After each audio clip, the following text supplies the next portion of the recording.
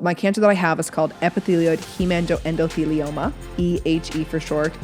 I am so lucky that this has been my cancer story.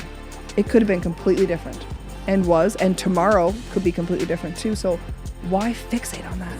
You're wasting your time, your energy. It's stealing your joy from today. It's stealing your joy for tomorrow. Just live. Like, that is literally the definition. Like, just live your life. All right, we're back. Back again too. Yeah. Yeah. This one is fitness related. Great. I like that. We asked the community some questions about fitness and said, hey, we'll chat about it. A lot of the questions that came in though that are like above our level, like asking us about, drinking your element, like how much sodium is too much sodium? Like, how do I do this? We are not authorized to give that information. No, we'll do our best. We'll do our best, but we are just two humans. I'm just a mom with cancer trying to stay alive, so I can't answer all those like medical questions. But I think the biggest question I want to start with is, have we always been in the fitness space? Okay. You want to go first? Have we always been in the fitness space? So I guess, I guess I'll tell my background of fitness. Not that I have a massive like professional background in fitness, but at the same time, I think when, how can I explain this? Okay, let's start it off. So whenever I was a kid, I was quite heavyset, and I don't know, like any kid that's maybe insecure. All kids are insecure in some ways, but at the same time, I noticed it, and it bothered me. But at the same time, I kind of had like a class clown mentality, and I learned to deal with it however I could, and whatever way I could. And then when I got to high school, I started going to the gym a lot, and I started losing some weight and started noticing how that made me feel and how it made me look to myself. And I was like, oh, I like this. This is great. And I'm getting like a lot of positive reinforcement from myself and from my peers, whether or not it was conscious or not. Like lots of people said, oh, you look great. And that felt really good because nobody had really said that to me before. So that's where it started. So I got into a really deep relationship with going to the gym and paying attention to my nutrition. So at times, maybe, I don't want to say it was dysfunctional, my attention to nutrition, but maybe at that age, maybe it wasn't like 100% healthy, but at the same time, it worked for me at the time. Like, I don't know if I would say that I had disordered eating or anything like that, but at the same time, I was pretty anal about really paying attention to what was going in my body at that time. Yeah. And come to realize in my adult years, when I really pay attention to what like makes a really holistic approach to nutrition, that parts of it were unhealthy, or it was actually detrimental to my performance. Anyway, so that's where it started.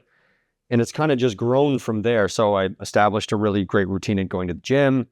And it just grew from there. When I went to university, I was like every other person in university. You finish classes at noontime and might as well go to the gym. I have no other responsibilities. I have no children, no job, no nothing, right? So anyway, so I ended up going to the gym, and that's it. Just kind of went on a trajectory, and that was the first part of my wellness journey or my fitness journey.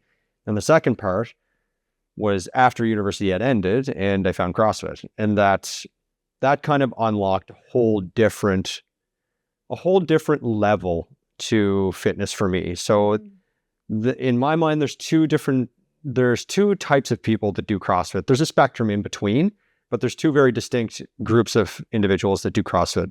There's the ones that go full bore and drink the Kool-Aid, and these are the ones that are constantly getting injured, the ones that are super hardcore, and generally have, I don't want to say the wrong aspect or the wrong lens on CrossFit, but at the same time, they haven't yet figured out what CrossFit truly is. And then there's the other individuals that are on the very top of it, and those are the individuals that are moving towards health through their entire life and capacity through their entire life. They want to pay attention to what they're eating, how they're sleeping, how they're training, their relationships, their mental health, and how fitness can support all those things, because they want to be on earth for as long as possible and to be as functional with their day-to-day life as possible. So those individuals are the ones that you see are like 50 and 60 and are still playing with their kids, their grandkids. They're going out for walks with their spouses all the time. They're quote unquote making the right choices. Of course they can improve too, but those are the two ends of the spectrum. And then there's some people in between, obviously, like there is with everything. I like to try and pretend and become those people, because I don't think anybody can truly achieve the end state of those perfect individuals. But like I really don't like the idea of fake it until you make it. But at the same time, you have to think in your mind, who are those people and what do I need to do to become that person or those people? Because you admire them, right? You look at them and you're like, oh my gosh, this person's killing it and they're 65. So I really try and pretend to be those people and pretend or think to myself and dress rehearse, what are those people like? What would their behaviors be every single day, every minute of every day? Yeah. Because it sets me up in order to try and support you, support myself, support our kids. Family. You know what I mean? So that's where, in a roundabout way, that's where it started, my fitness journey in high school. And this is where it is now continuing, not ending. I hope it ends when there's one guy that I follow, Ben Bergeron. He wants all of his clients to kick ass into their 90s. Mm-hmm. And that's something that truly resonated with me, because when I started CrossFit, all I wanted to do was what every guy and maybe gal, I can't speak for gals, every guy wants to do when they start CrossFit. I want to be jacked and shredded like everybody at the games. That's what they want. And that's okay. I can't say that's what they all want, but that's what I wanted, because it's a proxy, right? It's a proxy for capacity. But once you keep going down the rabbit hole, you realize it's actually a proxy for health. And what's health? Health is eating, sleeping, training, and your mental health and your relationship health. All of those are 10 on 10. Mm-hmm. It'll never happen. But that's what you're always trying to chase. Yeah. You know what I mean? So I'm trying to kick ass into my 90s. That's where it is for 97. Me. That's the age we have. 97? That's the age I'm allowed to die. Well, according to all these like longevity experts, it's going to be like 80 is the new 120, or 120 is the new 80. Because like 80 is like when in the 90s, everybody was living till they were like 85 and 82. I think it was like female, male. And now it's with all these like longevity hacks. Everybody's 120. Everybody's going to live until they're 120. Oh, no, I think I'm good at 97. Yeah. 97's a good age. Okay. Anyway, so that's where your journey that's started. where I started. And I will say, I loved you in junior high. Yes, that's a big note. We dated in junior high. When I was at my most insecure, my self-esteem was in the basement. Yes. Shell was always there. I was always there. I adored you then. I can't say I loved you. I know what love was in grade 7, obviously. But I adored you then. And I adored you when you made your change. We were not dating in high school. But I remember you making this massive change for yourself and putting the work in. Your determination, your grit was contagious. It was unbelievable to see a person at that age to make those decisions and to do that. And it's really funny, the idea of like positive reinforcement, because when something like that happens for your self-esteem, when you didn't have, I don't want to say I didn't have any, but when it's not as high as it was, mm-hmm. It's like Skinner's mice or whatever. When they tap the bar to get the pellets or whatever, it's like I tapped the bar and like it was just jackpot pellets. Mm-hmm. You know what I mean? So I was just like so heavily reinforced, where it was difficult for the first few years because it's tough to manage that positive reinforcement, because everything is just like reinforcement. And it's like, mm-hmm. I know this works, so I'm going to obsess over this. Yeah. But then if you can put it in the right place and put it on the right shelf and understand what are you really trying to do here, and when you're building a family, that becomes more clear, mm-hmm. because it's, it's trying to stay around and have as much capacity as possible. I remember when you started the CrossFit, so we were obviously together then and we were married, but I will actually say this. I'll back up a little bit. We were together in university. We had broken up for a very short period of time. Broke my heart. Hello. Never forgive you for that. For like what? I was stupid. Yes, you were. We should have an episode on that someday. Okay. Anyways, it was what, like 3-4 months. I have no idea how long. It was a very short period of time. But during that time frame, you got into weightlifting or strength, a strong man. Yeah, I remember that. I did not like that. We got back together again. Yeah. And I remember like, I was a little thick then. your neck, you didn't have a neck. I was like, who are you? Like, who is this man that like I used to remember so well? Yeah. All of a sudden, it's like your body changed drastically. Yeah. And it just was, I had to get used to this new person. And then you ended up switching from there into the CrossFit space. And then your physical body changed again. Like you have morphed a lot into different. And now watching you in the HYROX space and watching your body change again, it's just constant interesting. changing. Yeah, it's interesting. But along our journey, we've been together for 20 years now. I've always nagged you for working out, which we kind of talked about before, but how'd you turn the corner on that?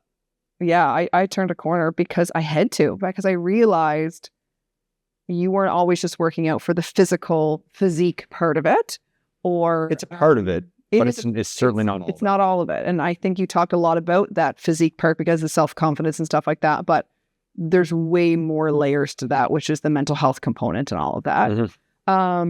But a lot of the questions that we got from the space are talking about like, have I always been in the fitness space? So obviously we share a lot. Not that much. Well, I know it is funny. It is. Actually, it was really funny. It is really funny because it was not a thing. So okay, how I got into fitness. So I played childhood sports. I played soccer. And I played soccer at like a higher level. Like our team always won the island, and I got to travel across Canada playing great soccer. And I loved that. I did that for years. I went to probably, 5 or 6 national competitions. It was amazing. And then I played hockey. My dad actually started a Charlottetown girls hockey team. Now girls hockey is like huge. But I used to play like basically under 18 when I was like 5 or 6 because there was not enough girls to make a team. And so I was kind of always an athlete in that capacity. But when high school happened, I got a hip injury and again before I was to go to university where I was going to play soccer in university level. And soccer was done. It was over. And I was totally okay with that because I wasn't a huge part of my identity. I loved other aspects of my life. And I never did any movement. Shut her down. You shut her down big time. Like ever again. And I remember when we were going through our fertility with our fertility doctor, they were like, you should really exercise. Like it will help you, especially because I have PCOS, I have polycystic ovarian syndrome disorder. And that's one of our fertility issues out of a million. And they were like, this will help you. And I remember going for like my first run. And I was like, yeah, this is not for me. Like I'll try. And I think I maybe ran like 5 times back then. And that was it. Well, you probably had the mindset. It's just like, why would I bother doing this? Like my body composition is fine. I'm not overweight. I don't feel tired. Yeah. That's what I really believed fitness was all about. Honestly, I will say that out loud. I thought it was always for someone to lose weight, to have a goal in mind for fitness. And I never did. So I remember the moment that my mind shift changes. Like I literally could sit here and tell you the feeling I had in my body, the moment it happened. We were living at my mom's. I was just freshly diagnosed with stage 4 cancer. And I was laying in bed in the middle of the night, looking at Hatton's crib. He was only about 4 months old. And I was looking at him through the crib rails.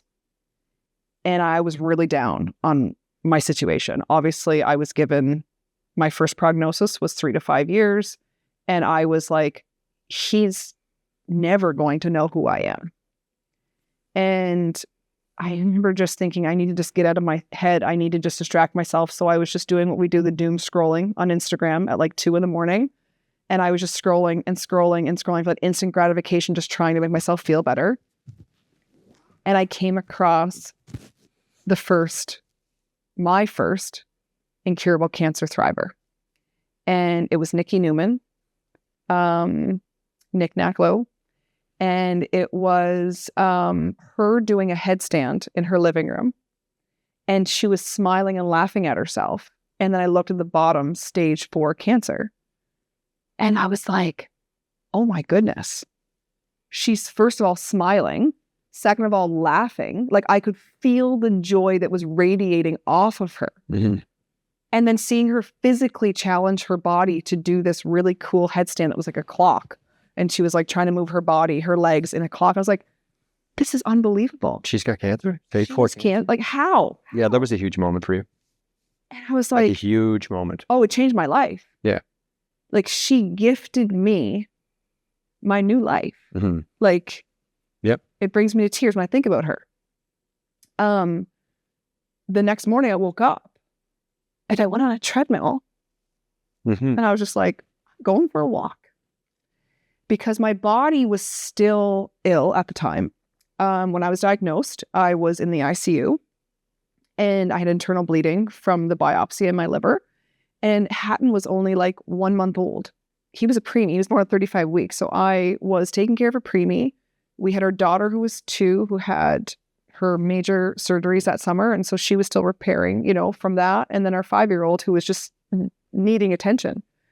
And so I was losing so much of myself during all of that, that when I hopped in that treadmill, I was like, this is something I can do for me. I need to set myself up for success. If I want to live, I need to change everything that I've been doing and I need to feel alive. And then I hopped in the treadmill and I obviously couldn't just start running. I remember being like, oh, I'm doing this, thinking back to high school, playing soccer. And I was like, yeah, no, it doesn't work anymore. Especially being postpartum, yeah, you had some physical issues on the go, bud. Few. So my mom had a treadmill and I just set it up in her garage. We were storing everything from our home in Yellowknife in that garage too. And there was hardly any room, but I hopped on this treadmill. You were at work and I remember taking a selfie and being like, I just went for a walk. I remember that picture. I remember it because I was like, oh, here, because I've known forever. I just know what it does. And I was already in my stage where I knew the right way to fitness, where I was paying attention to the health and I was like, oh, this is amazing. Yeah. And my mom supported me. So I get the girls to school and then mom would support me by taking Hatton and I would just have my hour in there. I ended up downloading the Coach to 10K. It was an app to teach me how to run. And I just showed up every day doing it. I remember how sore I got. Oh, it was awful. But I just showed up every day. And then eventually I was able to run for a minute. I was like, I'm running. This is amazing. It was probably at the slowest speed, but it didn't matter. That's the part of fitness. It does not matter. The act of physically moving your body, that's exciting. So that was a huge pivotal moment for me. And that was January 2022. Mm-hmm. And I signed up for my first race, which was actually the Terry Fox run. Oh, yeah. We decided to do that in September. At UPEI? At UPEI. Yeah. And when the weather got nice outside, while I was training during this time, I ended up being a stroller mom. Mm-hmm. I ended up learning how to push and pull all of the kids and take them with us. And then I signed up for the Terry Fox run, which was huge for me, given, Terry Fox and what he stands for. I remember the kids biked. And the kids biked. Yeah, that was cool. Went along, that was fun. And it was amazing. And then the big race was I signed up for my first 10K.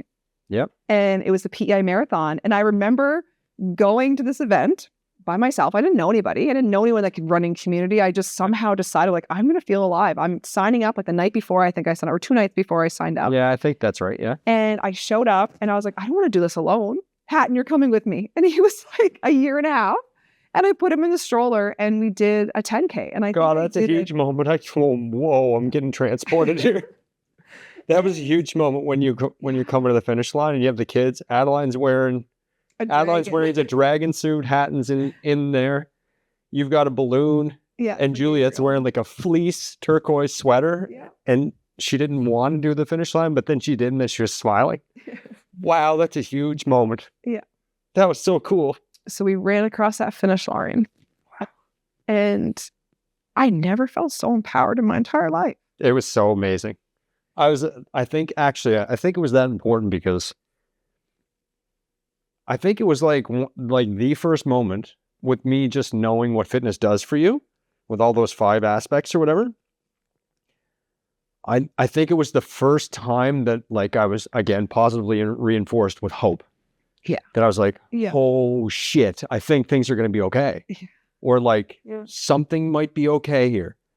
I just had a feeling of this is going to be okay. There was like no more doom. There was no, and it's always positive. It's always been positive for me, with some bumps along the way. Mm-hmm. It's been positive ever since. It's like, true. it's always forward trajectory, and I'm never looking back. And like, it's almost like a pathological denial of the negative aspects of it. And that's trouble. We can talk about that at another time too. Yeah. But at the same time, that was the moment. That was a huge moment. Wow. Just like, I remember trauma block cleared. Wow.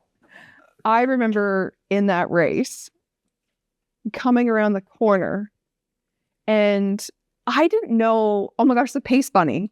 I have to mention about the pace bunny. Yeah. I remember while I'm running and I'm pushing a stroller and I'm giving her, and there's people all around us in this race. And I see this woman beside me, and she has this like sparkly tutu on and like these like ears, and she's like a bunny. And I'm like, why is this girl like running? She's holding a sign. Like, you've never been in a race before, so you had no idea what it was. No idea what this is.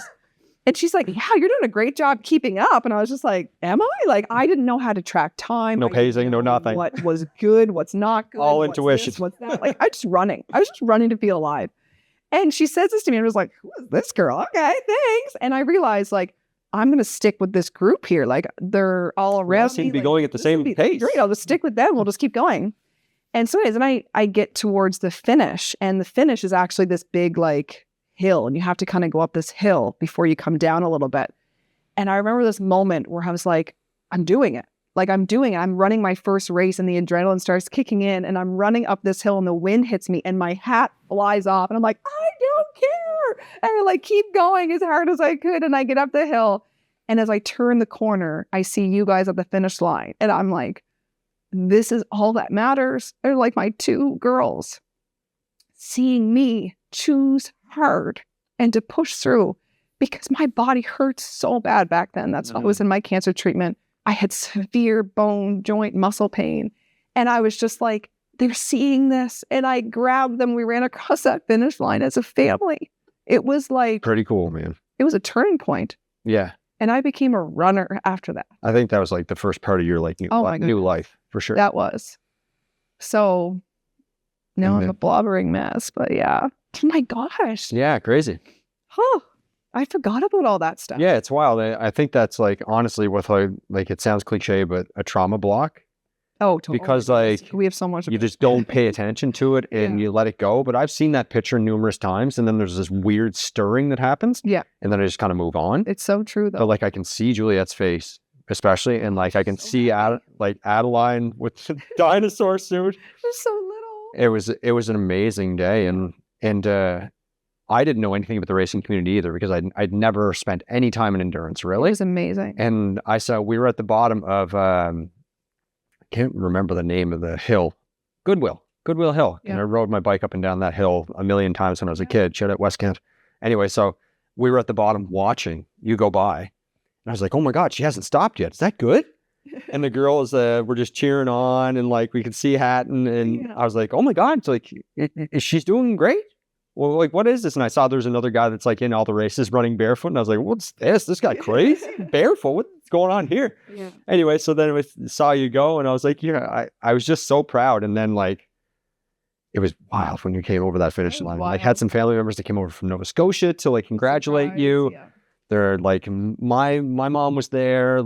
It was incredible. Amazing. It was really incredible. It was a huge moment. Yeah. And all of that because fitness and choosing hard and doing something that's voluntarily hard. Yeah. That's the thing is going to set you free. It's what will set all of us free. Oh, I felt amazing. I felt alive. And I remember, so I've since met that pace bunny. So that was a pace bunny. Yeah. I was following the story doesn't end for that pace bunny. It was like a 60-minute. I think she was to run it in 1 hour. I think that's right. It was. And so I followed her. I got there within 60 minutes.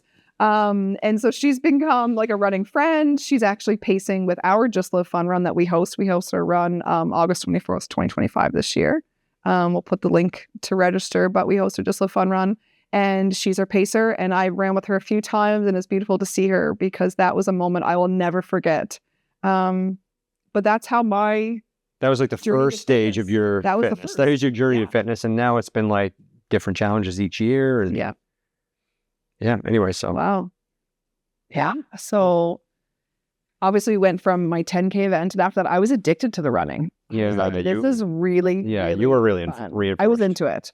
And then a company sent us my kid runner. I think after that, they saw the video of me pushing a stroller and said, hey, do you want to pull? And it was a thing I wrapped around my waist. I ended up pulling Hatton from behind me, and we entered a few races with that. And then I realized, okay, well, now that my arms are free, that I'm pulling a kid, what if I take the double stroller and push? And I push. So that way all 3 of the kids can come with me. So we started entering races in the running community and just running around the streets of Cornwall here, pushing and pulling all of the kids. Great running community in PEI, We have an amazing one. Yeah. The race community here, awesome. Yeah, super, super fun. And then after that, I think it was Julia, like my childhood. Yeah, it was Julia, my childhood best friend. We've been friends since we were literally 1 year old. Said, I want to run a half marathon. I was like, good for you. I hope it's really fun. And then she was like, basically like, you're the just live go, like you need to just live and come with me. I was like, that was never in my cards. That was You're like, that's really far though. Like I that's just like double. How to run like only a few months ago. Like, are you sure? And what I ended up doing was then calling Carolyn, our other mutual friend, and said, Carolyn, will you come along? Because Carolyn and I had run a 10K together and a few other events together as well. And the 3 of us decided we're all friends. We went to Niagara Falls and we did a half marathon. And it was like so much fun. It was amazing. And that just kind of like opened my eyes to be like, I could do anything. Let me jump in here for a second because like when you ran that race, I had my suspicions that you were going to run it, and I don't want to say you were going to find it easy, but I thought you were going to deal with it no problem. Because I know what fitness can do for you, and I also have what I would refer to as a distinct intuition about someone's like genetic capacity, and I could see with who your parents are and their abilities and the way that they've, tried and been able to keep themselves in shape when they were younger and into adulthood. I knew what your genetics were like, and I knew what my genetics are like. And I would say like I have like some decent genetics when it comes to like fine motor skills, but when it comes to like cardiovascular capacity, poor, very poor cardiovascular capacity. And I could see that you have what I would refer to as an insane cardiovascular capacity for endurance. So I knew that if you would be able to be reinforced by that half marathon, I was like, oh baby, let's go. So I'm ready. I actually FaceTimed you guys while running. Yeah, a lot of jumping photos. I wanted to show the kids the views of the falls. It's a nice flat course too, right? And we ran in like 2 hours. Yeah, a little over 2 hours. Without like having done this before. And I was like, and like myself, I like to support individuals, or I coached some CrossFit. I've coached, the RCMP ERT team, which is the emergency response team, essentially our version of what's called the SWAT team. And there was a couple of individuals in there, one in particular that I could see had like massive capacity, and I coached him for a while. And nothing turns me on more than getting people from a place where they think they are to a place they're like, I had no idea that I had that capacity, because I don't have the genetic chassis for that. I can see it with my head and I know what to do for myself, but I just don't have the genetic chassis in order to try and chase the end of the spear and like be the top 1% or whatever. But I have a really good way of like seeing those people and then trying to infect them with like an appetite to be really high achievers, because I know that being a high achiever is going to positively reinforce you as long as you don't attach it to your ego, So I could see that in you, and I was like, oh my God, I know how discouraged she is about fitness, so I need to foster and just baby this relationship with fitness for her, so I can then eventually get her to a place where she's going to feel absolutely invincible. Because, and this is the kicker with fitness, because if she feels absolutely invincible in fitness, then she's going to feel absolutely invincible with her wellness, which is going to keep her on the planet for me and my children for longer. Yeah. That's the kicker. That's the rub with fitness. It's not all getting jacked and looking shredded. Well, I'm on my journey to just get jacked now. I know, and that's a part of it. That's I'm it. so jacked. Should we not notice? But that is only a proxy or something, a metaphor or a stand-in for wellness. Totally. You know what I mean? So I saw that with that half marathon is essentially what I'm trying to say. So I guess this is all your fault.